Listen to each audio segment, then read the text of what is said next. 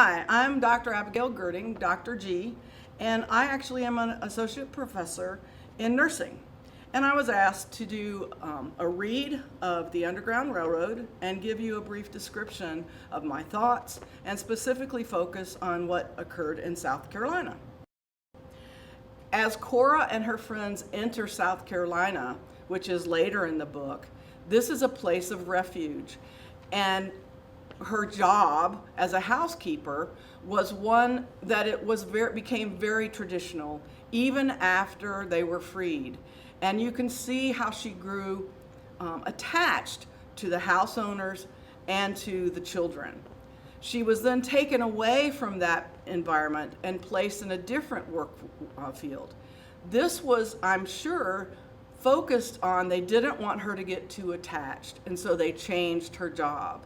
Even though they were considered free in South Carolina, the town still controlled much of what they did.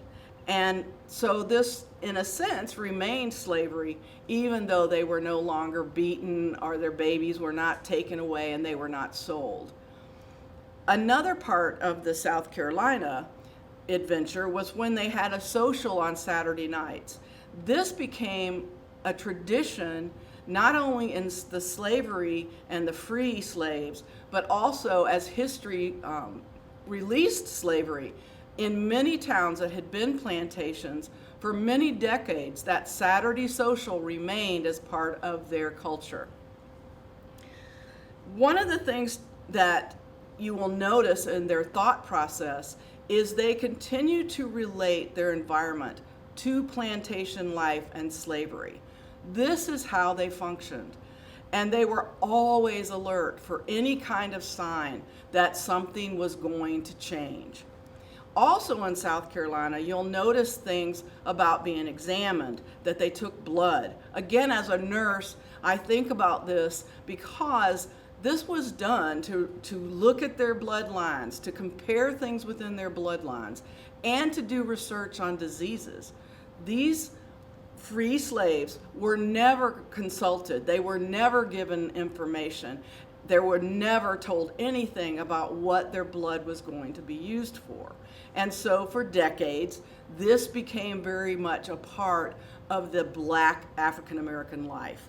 So again, thinking about that is something to look at as you read the book and think about how tradition and how research became very much a part of the Black community, even though they were unaware that that was occurring.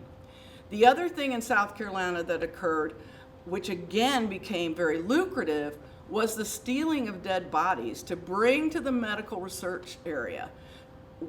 I have to admit that there was much good research and doctors practiced on these bodies in a way that helped them to be better doctors.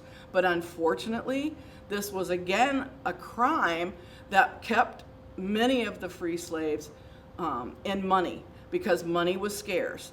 And even though, like as Cora did, she worked, the town charged them for their room and board, for their dormitory, for their health care. And so many of them had very little money.